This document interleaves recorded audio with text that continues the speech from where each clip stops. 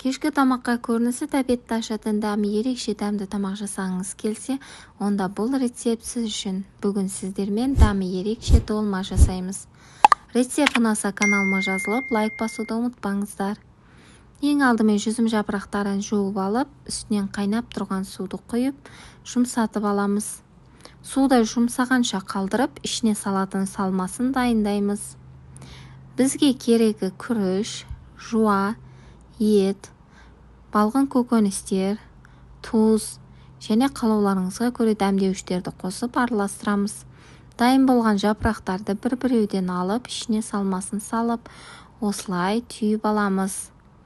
Жапырақтар үлкен болса түйілуі оңай, әрі көп уақытты алмайды, ал егер кішкентай жапырақтар болса, түйген долмаларыңыз әдемі болып шығады. Долмаларымызды түйіп біттік. Енді табамызды қыздырып, май құйып, жуаны қызартып қуырып, чеснок майдалап қосып, қызанақ, картопты қосып қуырып. Картопты осылай қуырып алып, үстінен долмаларымызды теріп шығамыз. Долмаларымызды теріп шықтық. Енді ішіне құятын суына томат, қара және қызыл бұрыш қосып араластырып, үстінен құямыз.